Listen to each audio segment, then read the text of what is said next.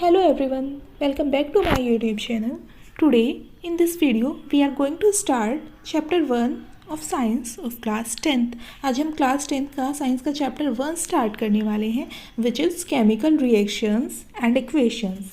इस चैप्टर में हम केमिकल रिएक्शंस के बारे में पढ़ेंगे और केमिकल इक्वेशंस के बारे में पढ़ेंगे. उससे पहले मैं आपको बता दूं कि इस चैनल पर हम क्लास 6 से लेकर 10 तक के साइंस के सभी चैप्टर्स को कवर करने वाले हैं. 1 बाय 1 वीडियोस आती रहेंगी, तो आपको आपकी क्लास की वीडियो आसानी से मिल जाए इसके लिए आप चैनल को सब्सक्राइब कर लीजिएगा और साथ ही बेल आइकन को भी प्रेस कर लीजिएगा. ओके, तो वापस आते हैं हमारे चैप्टर की तरफ, केमिकल रिएक्शंस एंड इक्वेशंस. चलिए स्टार्ट करते हैं हम लोग चैप्टर को. तो सबसे पहले हम देखेंगे what we are going to learn in this chapter. इस चैप्टर में हम क्या क्या सीखने वाले हैं. First is what is chemical reaction. अब केमिकल रिएक्शन नाम आया है तो सबसे पहले हम यही देखेंगे कि केमिकल रिएक्शन होती क्या है. फिर हम सीखेंगे how to write chemical equations. Chemical reaction हम पढ़ लेंगे, उसके बाद में उसको हम केमिकल इक्वेशंस में कैसे लिखेंगे ये हम देखेंगे. उसके बाद हम सीखेंगे how to balanced chemical equations. Chemical equations को बैलेंस कैसे किया जाता है. जब हम केमिकल इक्वेशन लिखते हैं तो ज़रूरी नहीं वो बैलेंस्ड फॉर्म में हो और इसको बैलेंस करना बहुत ज़रूरी होता है, इसलिए हम बैलेंस करना भी सीखेंगे. फिर हम पढ़ेंगे type of chemical reaction. Chemical reactions कितने टाइप की होती हैं, क्या क्या टाइप्स होते हैं केमिकल रिएक्शंस के, वो भी इस चैप्टर में हम पढ़ने वाले हैं. देन हम देखेंगे chemical reaction in everyday life. हमारी एवरीडे लाइफ में कहाँ कहाँ केमिकल रिएक्शन इन्वॉल्व होती है. अब हम चैप्टर पढ़ रहे हैं तो ये इसका लिंक जरूर हमारी लाइफ से तो होगा, इसलिए हम एवरीडे लाइफ में क्या क्या हमारे एग्जाम्पल्स हैं केमिकल रिएक्शंस के वो भी इस चैप्टर में पढ़ेंगे. तो सबसे पहले हम देख लेते हैं केमिकल चेंजेस. केमिकल चेंजेस क्या होते हैं और कहाँ कहाँ ये होते हैं. तो फर्स्ट एग्जांपल है हमारे पास बर्निंग का. जब भी कोई चीज़ जलती है, बर्निंग होती है, तो वहाँ पर भी केमिकल चेंज इन्वॉल्व होता है. नेक्स्ट है फोटोसिंथेसिस. फोटोसिंथेसिस आप पहले से पढ़ते आ रहे हैं, ये क्या प्रोसेस होता है जिसमें प्लांट अपना फूड बनाते हैं, तो वहाँ पर भी केमिकल चेंजेस होते हैं, केमिकल रिएक्शंस इन्वॉल्व होती हैं. नेक्स्ट है सॉरिंग ऑफ मिल्क. मिल्क का ख़राब हो जाना, वहाँ पर भी केमिकल चेंजेस होते हैं. रस्टिंग, लोहे पर जंग लग जाना. आपने देखा ही होगा लोहे अगर बहुत दिन तक पड़ा रहे पानी के साथ उसकी रिएक्शन होती है, हवा के साथ उसकी रिएक्शन होती है, एयर में ऑक्सीजन के साथ, तो वहाँ पे जंग लग जाता है, रस्टिंग हो जाती है. तो ये सारे हमारे एवरीडे लाइफ से एग्जांपल्स हैं जहाँ पर भी केमिकल चेंज होता है. इसके अलावा हमारे बॉडी में जो डाइजेशन होता है वहाँ पर भी केमिकल चेंजेस होते हैं, वहाँ पर भी केमिकल रिएक्शंस होती हैं. हम जो रिस्पायर करते हैं, रेस्पिरेशन, सांस लेते हैं, वहाँ पर भी केमिकल चेंजेस होते हैं. तो ये हमारी लाइफ से बहुत जुड़ा हुआ टॉपिक है, इसको ध्यान से पढ़ेंगे आप लोग. सबसे पहले हम देख लेते हैं what is the chemical reaction. Chemical reaction होती क्या है. The processes in which new substances with new properties are formed. ऐसे प्रोसेस को हम केमिकल रिएक्शन बोलेंगे जहाँ पर नए सबस्टांसेस बनते हैं. मतलब जो पुराना सबस्टांस था वो नहीं रहेगा, कुछ नया बनेगा. और नया कैसा होगा, उसकी प्रॉपर्टीज़ भी नई होंगी. ऐसा नहीं है जो पुरानी प्रॉपर्टीज़ थी वही रहेंगी, प्रॉपर्टीज़ भी चेंज हो जाएंगी. जैसे हाइड्रोजन और ऑक्सीजन दोनों गैस हैं और मिलकर क्या बना देते हैं, वो H2O यानी वाटर जो कि लिक्विड फॉर्म में होता है, उसकी प्रॉपर्टीज़ भी बहुत अलग होती हैं जो ऑक्सीजन है और हाइड्रोजन है उनसे, क्योंकि ऑक्सीजन और हाइड्रोजन दोनों सपोर्ट करते हैं बर्निंग को. ठीक है, दोनों ही आग एक तरीके से आग लगाने का फेवर करते हैं, जबकि पानी क्या है, वो आग को बुझाता है. तो इस तरह से नई प्रॉपर्टीज़ फॉर्म होती हैं. Chemical reaction involve chemical changes. अब ये भी हमें पता होना चाहिए, केमिकल रिएक्शन जहाँ पर भी होगी वहाँ पर केमिकल चेंजेस इन्वॉल्व होते हैं, तभी केमिकल रिएक्शन होती है. अब हम देख लेते हैं characteristics of chemical reactions. Chemical reaction की कैरेक्टरिस्टिक्स क्या होती हैं. कैरेक्टरिस्टिक्स मतलब कैसे हमें पता चलेगा कि केमिकल रिएक्शन हो रही है, उसकी पहचान क्या होती है. तो फर्स्ट है चेंज इन स्टेट, यानी स्टेट चेंज हो जाती है. जैसे हमने अभी हाइड्रोजन और ऑक्सीजन का एग्जांपल लिया था, दोनों मिलके क्या बना देते हैं, H2O वाटर जो कि लिक्विड होता है. ठीक है, दो गैसेस मिलके क्या बना रही हैं, लिक्विड. इस तरह से स्टेट में चेंज हो जाता है. नेक्स्ट है चेंज इन कलर, यानी कई बार हम जब सबस्टांसेस को मिलाते हैं तो जो पुराना कलर था या तो वो डिसअपियर हो जाता है या फिर नया कलर फॉर्म होता है. इस तरह से चेंज इन कलर भी होता है. इवोल्यूशन ऑफ गैस, ऐसा भी हो सकता है कि कोई गैस वहाँ पर निकल रही है जब भी नया सबस्टेंस बन रहा है, केमिकल रिएक्शन हो रही है. चेंज इन टेम्परेचर, टेम्परेचर में चेंज हो सकता है. जब केमिकल रिएक्शन होती है। तो सारे के सारे कैरेक्टरिस्टिक्स हैं केमिकल रिएक्शंस की। अब हम समझते हैं during a chemical reaction actually होता क्या है, केमिकल रिएक्शन में एक्चुअली क्या होता है। First is rearrangement of atom take place. Atoms का रीअरेंजमेंट होता है, मतलब एटम्स जो पहले जिस तरह से अरेंज थे उससे वो डिफरेंटली अरेंज हो जाते हैं, ठीक है। Rearrangement of atom take place, atoms का रीअरेंजमेंट हो जाता है। जैसे आपके क्लास में स्टूडेंट बैठते हैं क्लासरूम में, तो अगर उनको उनकी सीट से उठाकर अलग अलग सीट्स पे वापस बैठा दिया जाए तो वो क्या होगा, एक तरह से रीअरेंजमेंट हो जाएगा। इसी तरह से जो एटम्स होते हैं वो भी जैसे पहले थे सब्सटेंस में वैसे नहीं रहते, उनकी पोजीशन चेंज हो जाती है, वो अलग अलग जगह पे बैठ जाते हैं, जैसे इस तरह से आप समझ सकते हैं। Next is all chemical bonds break to form new chemical bond. जो पुराने केमिकल बॉन्ड होते हैं वो टूट जाते हैं, पुराने बॉन्ड्स टूट जाते हैं जो पहले सब्सटेंस में थे, और कुछ नए बॉन्ड्स फॉर्म होते हैं, नए बॉन्ड्स बनते हैं। और ये भी बात आपको ध्यान रखनी है कि atom of new one element do not change into atom of another element. किसी एक एलिमेंट का एटम दूसरे एलिमेंट के एटम में चेंज नहीं होता। जैसे कार्बन है तो वो कार्बन का ही एटम रहेगा, बस एटम का रीअरेंजमेंट हो जाएगा। ऐसा नहीं है कार्बन का एटम नाइट्रोजन का एटम बन जाएगा, या ऑक्सीजन का एटम हाइड्रोजन का एटम बन जाएगा, इस तरह से नहीं होगा। सिर्फ रीअरेंजमेंट होगा, एलिमेंट वही रहेगा, कार्बन था तो कार्बन ही रहेगा, ऑक्सीजन था तो ऑक्सीजन ही रहेगा, बस रीअरेंजमेंट हो जाएगा। अब देखते हैं हम लोग केमिकल रिएक्शन। केमिकल रिएक्शन क्या होती है, तो यहाँ पे दिए लेफ्ट हैंड साइड में हम रिएक्टेंट्स लिखते हैं और राइट हैंड साइड में हम लिखते हैं प्रोडक्ट, ओके, और बीच में हम लगाते हैं एरो। इस तरह से केमिकल रिएक्शन को लिखा जाता है। तो रिएक्टेंट्स क्या होते हैं, तो सब्सटेंस विच कंबाइन और react are known as reactants. जो कंबाइन होते हैं सब्सटेंसेस उनको हम रिएक्टेंट्स बोलते हैं। Product, the new substances produced in a reaction are known as product. जो नए सब्सटेंसेस बनते हैं उनको प्रोडक्ट बोलते हैं। जैसे यहाँ पे रिएक्टेंट्स हैं A एंड B और प्रोडक्ट है C एंड D, इस तरह से। और नीचे एग्जाम्पल भी दिया है, मैग्नीशियम और ऑक्सीजन मिलकर क्या बना रहे हैं, मैग्नीशियम ऑक्साइड, ठीक है। तो मैग्नीशियम और ऑक्सीजन इनको हम क्या बोलेंगे, रिएक्टेंट्स, और मैग्नीशियम ऑक्साइड जो बना है उसको हम बोलेंगे प्रोडक्ट। इस तरह से हम केमिकल रिएक्शन को लिखते हैं। नेक्स्ट है केमिकल इक्वेशन। केमिकल इक्वेशंस कैसे लिखी जाती हैं, तो ये बड़ा सिंपल है। जैसे हमने मैग्नीशियम और ऑक्सीजन का एग्जांपल लिया था, दोनों मिलके मैग्नीशियम ऑक्साइड बना रहे थे। तो अब हम क्या करेंगे, मैग्नीशियम का लिखेंगे हम सिंबल, ऑक्सीजन का भी सिंबल लिखेंगे और मैग्नीशियम ऑक्साइड इसका भी सिंबल लिखेंगे, तो वो हमारी हो जाएगी इक्वेशन, ओके। जैसे यहाँ पे दिया था, method of representing a chemical reaction with the help of symbol and फॉर्मूले। सिंबल और फॉर्मूले का यूज़ करके जब हम लिखेंगे तो वो केमिकल इक्वेशन कहलाएगी। जैसे मैग्नीशियम को हम लिख देंगे Mg, ऑक्सीजन को लिख देंगे O2 और मैग्नीशियम ऑक्साइड इसको लिख देंगे MgO। इस तरह से हमारी केमिकल इक्वेशन बन गई। जो यहाँ पर लेफ्ट हैंड साइड में है वो रिएक्टेंट्स हैं और राइट हैंड साइड में MgO है, ये प्रोडक्ट है, ओके। अब एक और एग्जांपल हम देख लेते हैं।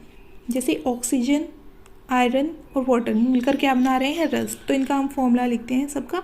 ऑक्सीजन का होता है O2, आयरन को लिखेंगे Fe, वाटर का होता है H2O, और ये मिलकर क्या बनाया है, रस्ट। ये रस्ट का फॉर्मूला है Fe2O3H2O। तो इस तरह से हम केमिकल इक्वेशंस को लिखते हैं। अब देखते हैं वर्ड इक्वेशन क्या होती है। अगर हम इन सिंबल्स को ना लिख के वर्ड्स का यूज़ करें तो उसको वर्ड इक्वेशन बोलेंगे। जैसे ये एक वर्ड इक्वेशन है, यहाँ पे सोडियम लिखा है, Na को सोडियम लिखा है, क्लोरीन को Cl2 लिखा है, सोडियम क्लोराइड को 2NaCl, ठीक है। इस तरह सोडियम क्लोरीन मिल के क्या बना रहे हैं, सोडियम क्लोराइड।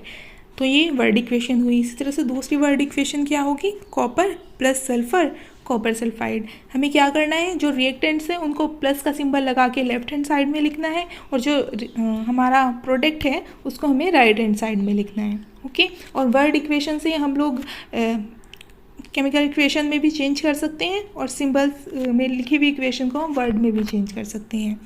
जैसे यहाँ पे कॉपर को Cu लिखेंगे, सल्फर को S लिखेंगे, कॉपर सल्फाइड को CuS। इस तरह से हमारी इक्वेशन चेंज हो जाएगी। अब हम देखते हैं how to make equations more informative. अब हमने केमिकल इक्वेशंस को लिखना सीख लिया है, तो उनको और ज़्यादा इन्फॉर्मेटिव कैसे बनाया जाए, मतलब और ज़्यादा जानकारी देने वाला कैसे बनाया जाए, और क्या क्या इन्फॉर्मेशन उनसे हम कलेक्ट कर सकते हैं वो देखते हैं। तो सबसे पहले है बाय इंडिकेटिंग फिजिकल स्टेट। अब जब भी हम कोई रिएक्शन करवाते हैं तो ज़रूरी नहीं है कि सारे जो एटम्स हैं, सारे जो मॉलिक्यूल्स हैं वो एक ही स्टेट में हों।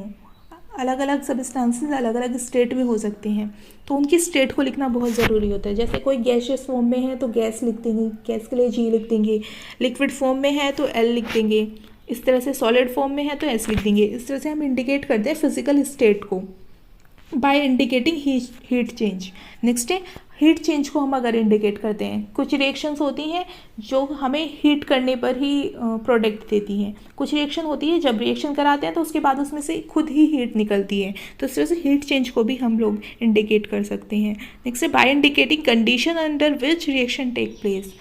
हम वो कंडीशंस लिख दें जिसमें रिएक्शन होती है, ठीक है। तो इस तरह से हम लोग इक्वेशंस को ज़्यादा इंफॉर्मेटिव बना सकते हैं। इसका एग्जांपल भी आपके सामने लिखा है, जैसे CH4, ये किस फॉर्म में, गैसियस फॉर्म में है तो हमने उसके लिए G लिखा है। O2, ये भी गैसियस फॉर्म में, उसके लिए भी G लिखा है। मिलकर क्या बना रहे हैं, कार्बन डाइऑक्साइड, इसके लिए भी G लिखा है क्योंकि ये भी गैसियस फॉर्म में है।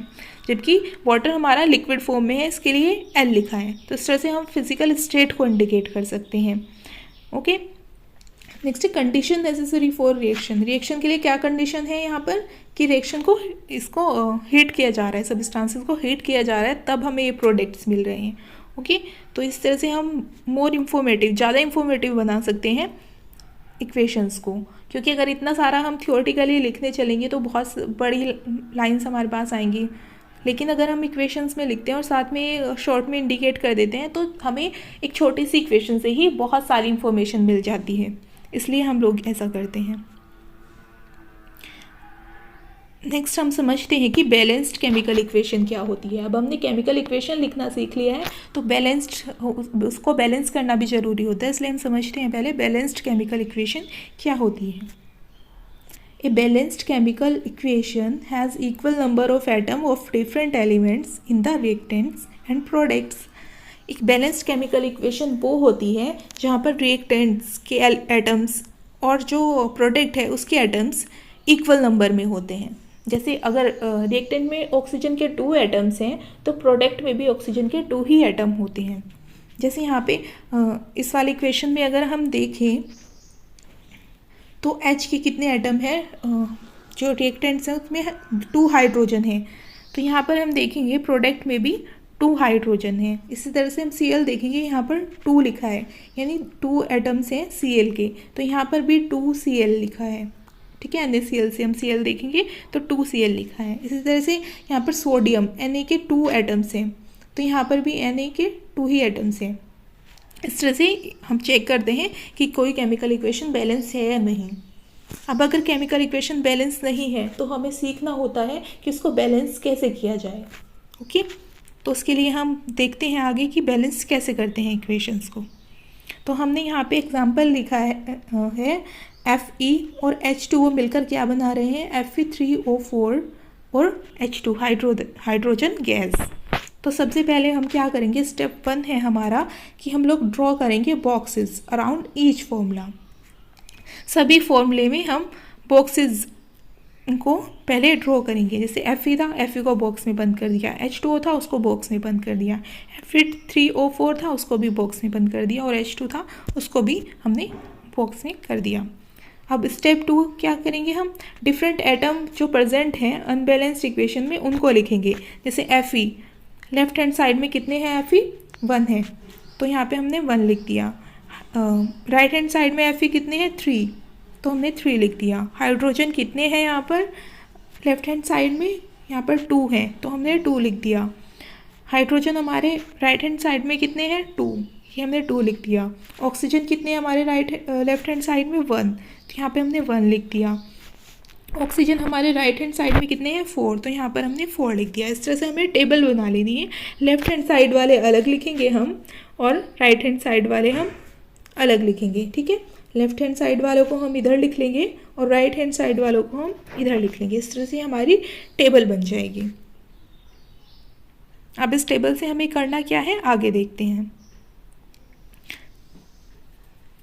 अब हम बैलेंस करना स्टार्ट करेंगे और हम स्टार्ट करेंगे जहाँ पर मैक्सिमम नंबर ऑफ एटम्स है उससे। ओके, तो सबसे पहले हम देख लेते हैं कि मैक्सिमम नंबर ऑफ एटम्स हैं कहाँ। मैक्सिमम नंबर ऑफ एटम्स हमारे यहाँ पर है 4 हमारे जो ऑक्सीजन के एटम है वो मैक्सिमम है। तो हम क्या करेंगे, इधर भी इसको 4 करने की कोशिश करेंगे। यहाँ पर 4 है, यहाँ पर भी हम 4 करने की कोशिश करेंगे। अब 4 करने के लिए हमें क्या करना पड़ेगा, इसे 4 से मल्टीप्लाई करना पड़ेगा। तो हम यहाँ पे 4 से मल्टीप्लाई कर देंगे। ओके, यानी यहाँ पर हम 4 से मल्टीप्लाई कर देंगे इन ऑक्सीजन में हम 4 से मल्टीप्लाई करेंगे। अभी हम बाकी एलिमेंट्स को नहीं छोड़ेंगे, हम वन बाय वन करेंगे, बाकी एलिमेंट्स को रहने देंगे। सबसे पहले जहाँ पर हाईएस्ट है वहाँ से हम स्टार्ट करेंगे। इधर 4 था तो देन क्या करेंगे, हम 1 में 4 की मल्टीप्लाई कर देंगे तो ये 4 हो जाएगा। हम 4 से मल्टीप्लाई कर देंगे इधर, इस तरह से हम लिखेंगे इसको। इनिशियल क्या था हमारे पास, H2O में हमारे पास 1 हाइड्रोजन है, जबकि प्रोडक्ट में हमारे पास Fe3O4 में 4 है। तो हम क्या करेंगे, इधर 4 से मल्टीप्लाई कर देंगे। तो हमारी न्यू जो इक्वेशन है वो इस तरह से हो जाएगी, Fe रहेगा क्योंकि इसमें हमने कुछ भी चेंजेस नहीं किए हैं। H2O में हमने 4 से मल्टीप्लाई कर दिया है। Fe3O4 ऐसे ही रहेगा और H2 ऐसे ही रहेगा। अब देखो हमारे पास इधर ऑक्सीजन 4 थे, इधर भी हमारे पास 4 ऑक्सीजन हो गए लेफ्ट हैंड साइड में। ठीक है, तो ये बैलेंस हो गया है। उसके बाद हम हाइड्रोजन एटम लेते हैं। लेफ्ट हैंड साइड में हाइड्रोजन कितने हैं हमारे पास में, 8 हाइड्रोजन से। ठीक है, जबकि हमारे पास प्रोडक्ट में कितने हाइड्रोजन है, 2। तो हम क्या करेंगे, इधर की साइड में हाइड्रोजन में मल्टीप्लाई कर देंगे हम लोग 4 से, ताकि वो 8 हो जाए। तो यहाँ पर हमने मल्टीप्लाई कर दिया है, 2 × 4 कर दिया है, तो ये 8 हो जाएंगे। अब हमारी जो नई इक्वेशन है वो कैसी हो जाएगी, Fe को हमने अभी तक कुछ भी चेंज नहीं किया, Fe रहेगा 4H2O, मिलकर क्या बना रहे हैं, Fe3O4, और यहाँ पर H2 में हमने 4 से मल्टीप्लाई किया इसको बैलेंस करने के लिए। अब हमारी इक्वेशन ये बन गई है। अब हम आगे देखते हैं। अब हम लास्ट एलिमेंट को लेते हैं विच इज़ Fe। Fe हमारे जो है, यहाँ पर देखेंगे आप, Fe यहाँ पर 1 है और यहाँ पर Fe 3 है, तो इसमें मल्टीप्लाई करके हमें चेंज करना पड़ेगा। यहाँ पे 3 Fe हमको लेकर आना है। तो क्या करेंगे, हम यहाँ पर 3 से मल्टीप्लाई कर देंगे। 3 से हमने Fe में मल्टीप्लाई कर दिया और इधर पहले से 3 था, तो ये हमारा क्या हो गया, 3 Fe। और हमारे पास नई इक्वेशन क्या आ गई, 3Fe 4H2O Fe3O4 plus 4H2।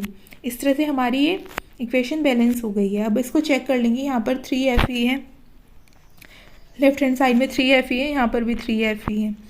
यहाँ पर H2 4 × 2 8 हो जाएंगे H2, और यहाँ पर भी 4 × 2 8 H2 हो जाएंगे। ऑक्सीजन यहाँ पर 1 है और इसमें 4 से मल्टीप्लाई हो रखा है, मतलब 4 ऑक्सीजन इधर है लेफ्ट हैंड साइड में, इधर भी यहाँ पर 4 ऑक्सीजन है। इस तरह से हमारी ये इक्वेशन बैलेंस हो गई है।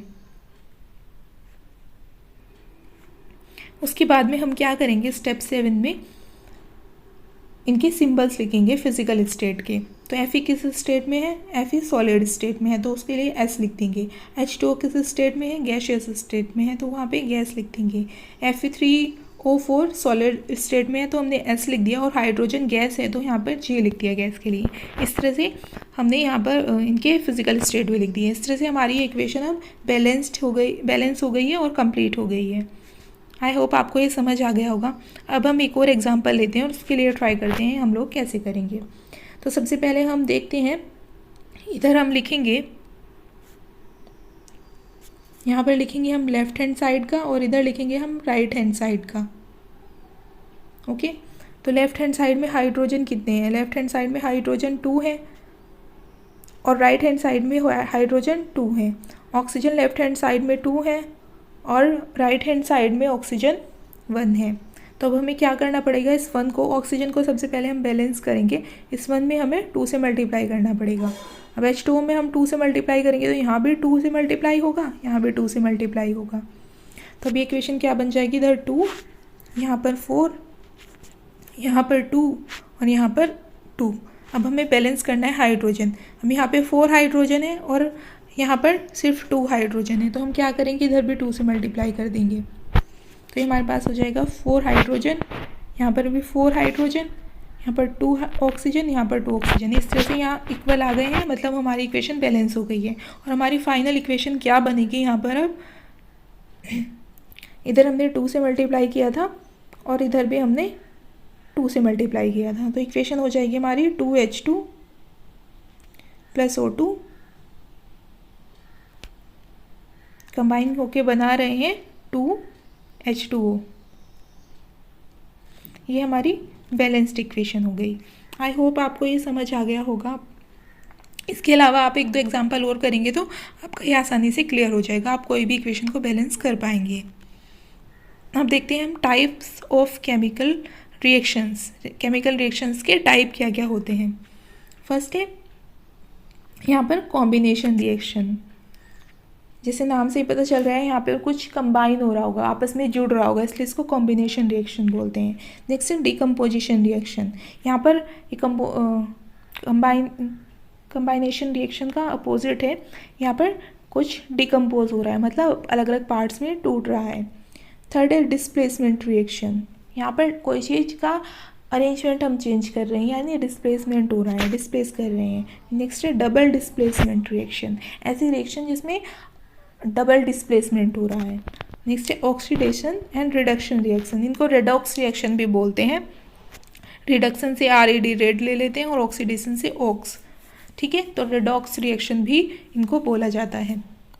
तो आगे चलते हैं और एक एक करके इन केमिकल रिएक्शंस को हम स्टडी करते हैं।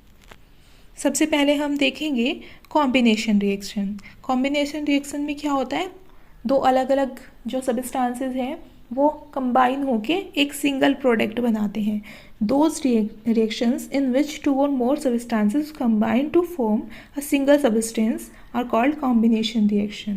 मतलब ऐसी रिएक्शन जिनमें 2 या 2 से ज़्यादा सब्सटेंसेस आपस में कंबाइन होते हैं to form a single substance, ठीक है। जैसे यहाँ पे A और B है, ये कंबाइन होके क्या बना रहे हैं, AB, ओके।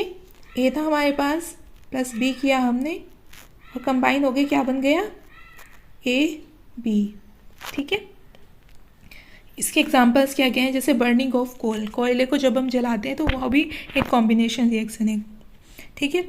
यहाँ पे कोयला जो होता है इसमें कार्बन होता है और ऑक्सीजन, इन्वायरमेंट में जो प्रेजेंट होती है ऑक्सीजन, वो मिलकर बनाते हैं CO2, ठीक है। साथ में सिंबल भी लिखे हैं। कार्बन कैसा था, सॉलिड फॉर्म में, ऑक्सीजन कैसा था, गैसियस फॉर्म में, और मिलके क्या बना, कार्बन डाइऑक्साइड, यानी एक गैस बनी। तो ये एक क्या है, कॉम्बिनेशन रिएक्शन है, क्योंकि दो एटम्स कंबाइन होकर सिंगल मॉलिक्यूल बना रहे हैं। नेक्स्ट है formation of water from H2 and O2। इसमें भी H2 और O2 मिलकर क्या बना रहे हैं, वाटर बना रहे हैं, ठीक है। तो ये भी कॉम्बिनेशन रिएक्शन है, क्योंकि यहाँ पर दो अलग अलग हमने सब्सटेंसेस लिए थे और मिलकर एक सिंगल सब्सटेंस H2O बन गया है। तो ये कॉम्बिनेशन रिएक्शन के एग्जांपल्स हुए। नेक्स्ट है हमारा डिकम्पोजिशन रिएक्शन। अब इसको समझ लेते हैं हम लोग, ये क्या है, those reactions in which a compound split up into 2 और more simpler substances are known as decomposition reaction. जहाँ पर कोई एक कंपाउंड स्प्लिट हो जाता है, मतलब टूट जाता है 2 या 2 से ज़्यादा सब्सटेंसेस में। जैसे यहाँ पर हमारे पास NaCl है और एक इसमें ब्रेक हो गया है Cl और Na में, अलग अलग ये Cl और Na दोनों आप अलग अलग हो गए हैं, ठीक है। तो ये क्या होगा, डिकम्पोजिशन रिएक्शन। इस तरह से AB था, AB से क्या बन गया, A + B, ठीक है। इस तरह से आप इसको समझ सकते हैं। इसके एग्जांपल्स देखते हैं, जैसे AgCl, ये सनलाइट के प्रेजेंस में क्या बनाता है, Ag और Cl अलग अलग बन जाते हैं, यानी क्लोरीन गैस अलग निकल जाती है और Ag अलग रह जाता है, सिल्वर अलग रह जाता है, ओके। इसी तरह से AgBr की भी रिएक्शन होती है, Ag अलग रह जाएगा और Br2 हमारा अलग हो जाएगा, ब्रोमीन गैस अलग हो जाएगी। और ये रिएक्शन का क्या होती कैसे हैं, ये सनलाइट के प्रेजेंस में होती हैं, ठीक है। इनके लिए कंडीशन क्या है कि ये सनलाइट के प्रेजेंस में होती हैं दोनों रिएक्शंस, ठीक है। तो इस तरह से और भी बहुत सारे एग्जांपल हो सकते हैं डिकम्पोजिशन रिएक्शन के। आपको ये ध्यान रखना है, बस कोई एक सब्सटेंस है जो कि टूट रहा है, ब्रेक हो रहा है, तो वहाँ पे डिकम्पोजिशन रिएक्शन होगी। अब डिकम्पोजिशन रिएक्शन भी अलग अलग तरह की होती हैं, उसको हम देख लेते हैं। पहले थर्मल डिकम्पोजिशन रिएक्शन, मतलब थर्मल से ही आप समझ सकते हैं इसमें हीट का इन्वॉल्वमेंट है। थर्मल जैसे थर्मोमीटर होता है वहाँ पे भी थर्मल वर्ड आता है, तो ये वर्ड रिलेटेड होता है हीट से, ठीक है। When decomposition reaction carried out by heating, then it is called thermal decomposition। मतलब जब भी डिकम्पोजिशन रिएक्शन हीट करने पर, गर्म करने पर, सब्सटेंसेस को गर्म करने पर अगर कोई डिकम्पोजिशन रिएक्शन हो रही है तो उसको हम थर्मल डिकम्पोजिशन रिएक्शन बोलते हैं। नेक्स्ट है हमारे पास इलेक्ट्रोलाइसिस। इलेक्ट्रोलाइसिस में क्या होता है कि इलेक्ट्रिसिटी की हेल्प से हम डिकम्पोजिशन कराते हैं। तो डिकम्पोजिशन अगर इलेक्ट्रिसिटी की हेल्प से हो रहा है तो उसको हम क्या बोलेंगे, इलेक्ट्रोलाइसिस, ओके। जैसे यहाँ पे आपको फोटो में भी दिखाया इलेक्ट्रोलाइसिस का।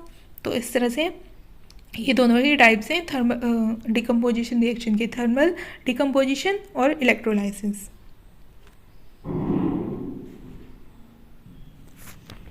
अब देखते हैं हम लोग डिस्प्लेसमेंट रिएक्शन।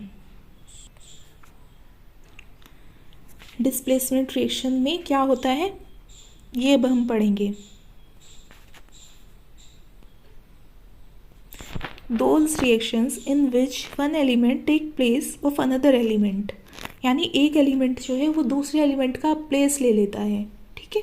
इन्हें compound are known as displacement reaction. ऐसी रिएक्शन जहाँ पे डिस्प्लेसमेंट होता है, यानी जैसे आप एग्जांपल में देख पा रहे हैं, ये सी था, इसने प्लेस ले लिया है बी का, ओके।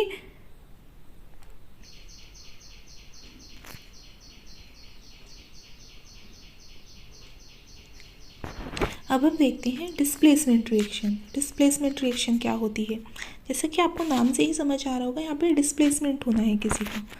तो रिएक्शन क्या होती है, those reactions in which one element take place of another element, यानी कोई एक एलिमेंट है वो प्लेस ले लेता है किसी दूसरे एलिमेंट का। तो ऐसी रिएक्शन को हम क्या बोलते हैं, डिस्प्लेसमेंट रिएक्शन। जैसे यहाँ पे एग्जांपल दिया है ए बी, ये कंबाइंड फॉर्म में है और ये रिएक्ट कर रहे हैं सी के साथ में और मिलकर क्या बना रहे हैं, ए अलग हो जा रहा है और बी किसके साथ गया है, सी के साथ में, ठीक है। इस तरह से ए बी ब्रेक हो गए और यहाँ पे बी और सी ये दोनों कंबाइन हो गए, यानी कि यहाँ पर जो ए का प्लेस है वो सी ने ले लिया, इसलिए इनको बोलते हैं हम डिस्प्लेसमेंट रिएक्शन, ठीक है। तो डिस्प्लेसमेंट रिएक्शन के हम आगे एग्जाम्पल भी देख लेते हैं, जैसे Zn plus copper sulphate CuSO4। तो यहाँ पे Cu कॉपर का प्लेस किसने ले लिया है, Zn ने, और मिलकर क्या बनाया है, ZnSO4, जिंक सल्फेट, और कॉपर अलग हो गया है। इस तरह से जहाँ पर डिस्प्लेस हो रहा हो कोई एलिमेंट उसको हम डिस्प्लेसमेंट रिएक्शन बोलते हैं। जैसे Zn और Cu, यहाँ पे Zn ने डिस्प्लेस कर दिया है Cu को। इसी तरह से नेक्स्ट एग्जाम्पल हम देखते हैं, Pb प्लस कॉपर क्लोराइड, ये मिलकर क्या बना रहे हैं, लेड क्लोराइड PbCl2, और कॉपर अलग जा रहा है, तो यहाँ पर कॉपर का प्लेस किसने ले लिया है, लेड ने, ठीक है। इस तरह से ये डिस्प्लेसमेंट रिएक्शंस होती हैं। अब कौन सी डिस्प्लेसमेंट रिएक्शन होने वाली है और कौन सी डिस्प्लेसमेंट रिएक्शन नहीं होगी, ये भी हमारे लिए जानना बहुत ज़रूरी है। इसके लिए हमें याद करनी होती है रिएक्टिविटी सीरीज़। ये सीरीज़ होती क्या है, इस सीरीज़ में हम रिएक्टिविटी लिखते हैं जितने भी हमारे पास एलिमेंट है उनकी, ओके। और जो ज़्यादा रिएक्टिव होगा वो डिस्प्लेस कर पाएगा और जो कम रिएक्टिव होगा वहाँ पर डिस्प्लेसमेंट रिएक्शन नहीं होगी।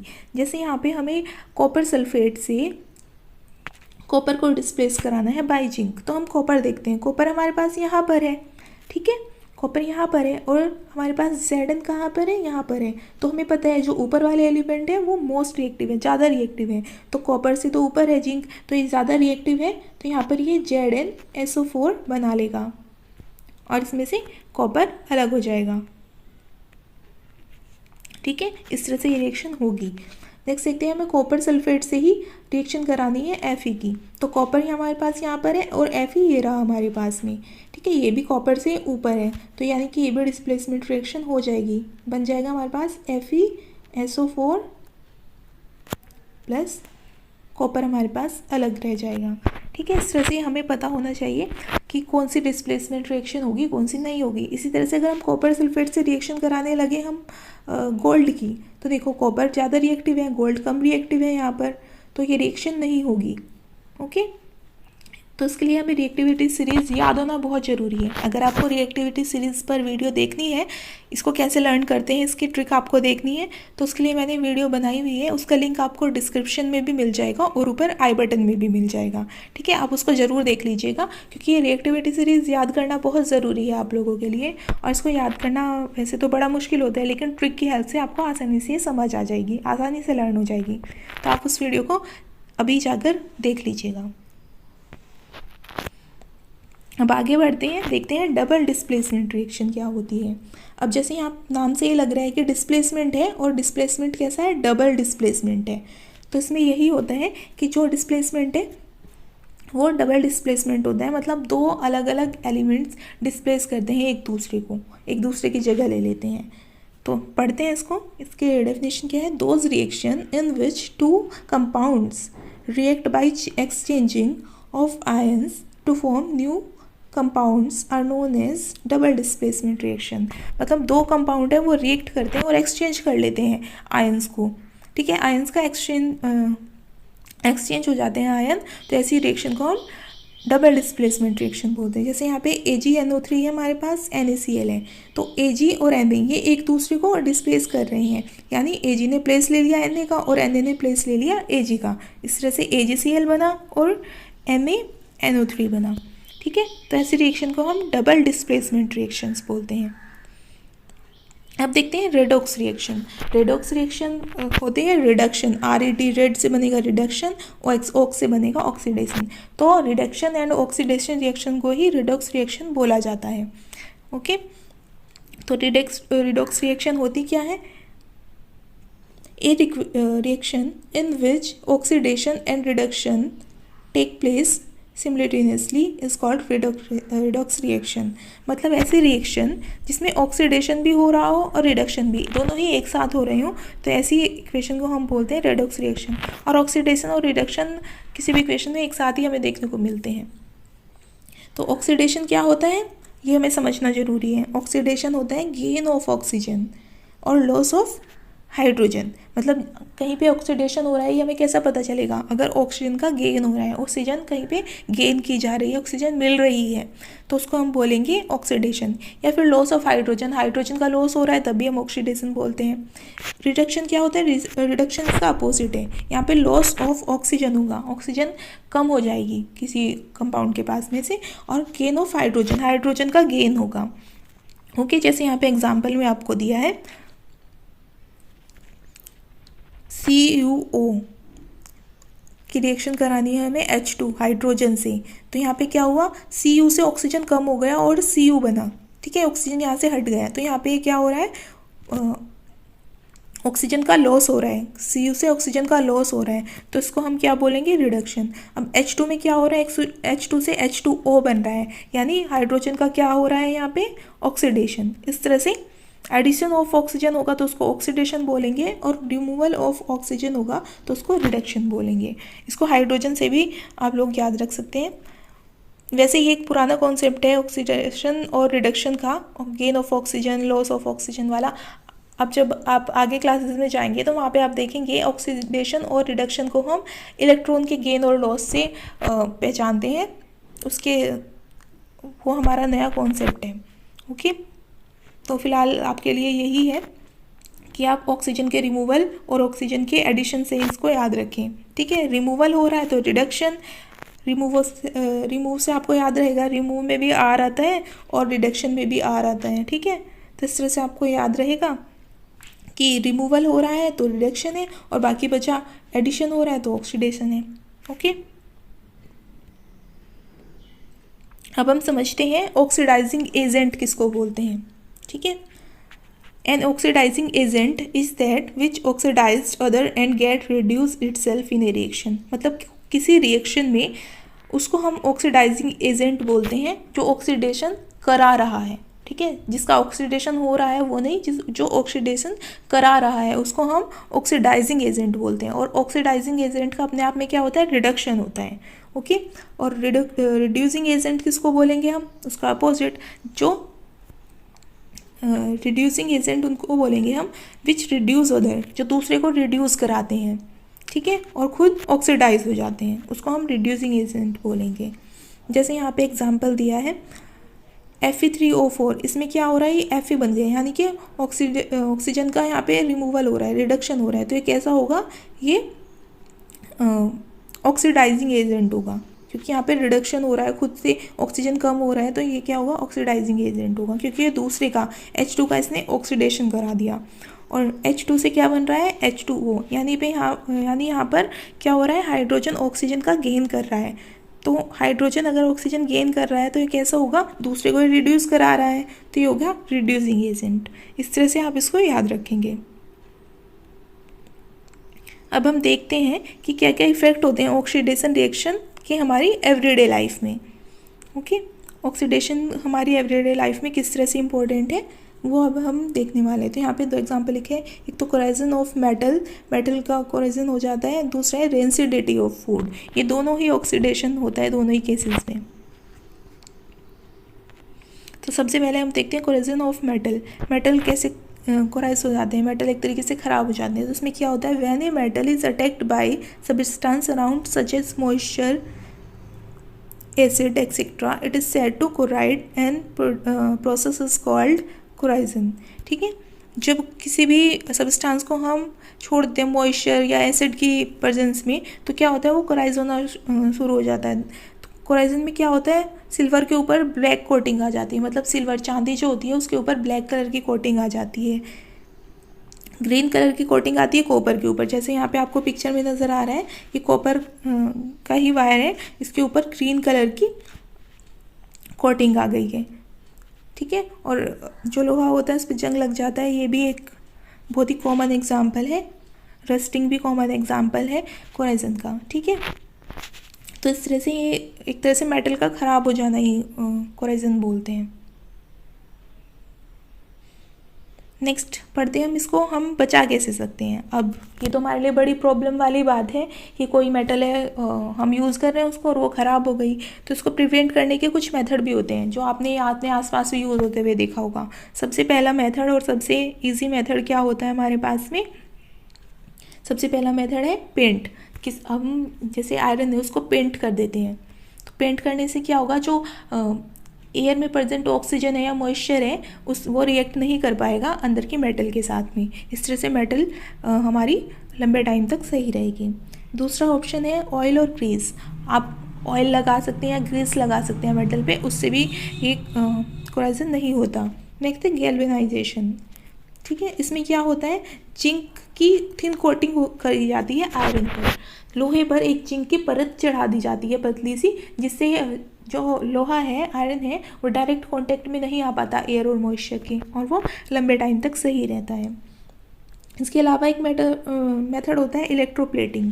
इसमें क्या होता है, कोटिंग की जाती है निकल की, कॉपर की या क्रोमियम की और आयरन, ठीक है। लोहे पर क्या तो निकल की कोटिंग हो जाती है, कॉपर की या क्रोमियम की, इनमें से किसी एक की कोटिंग कर देते हैं हम लोग लोहे के ऊपर, तो उससे क्या होता है, हमारा मेटल बचा रहता है, ख़राब नहीं होता। नेक्स्ट देखते हैं हम रेंसिडिटी ऑफ फूड में की रेंसिडिटी, फूड कैसे ख़राब हो जाता है ऑक्सीडेशन से। The condition produced by aerial oxidation of fats and oil in food marked by unpleasant smell and taste is called rancidity. Rancidity में क्या होता है, जो हमारा फूड है उसमें जो भी ऑयल या फैट है वो रिएक्ट करता है, जो हमारी एयर में प्रेजेंट एरियल ऑक्सीजन है उससे रिएक्ट करता है, और वो फूड ख़राब हो जाता है, उसमें से अनप्लेजेंट यानी ख़राब सी स्मेल आने लगती है, उसका टेस्ट ख़राब हो जाता है, इस तरह से वो ख़राब हो जाता है फूड।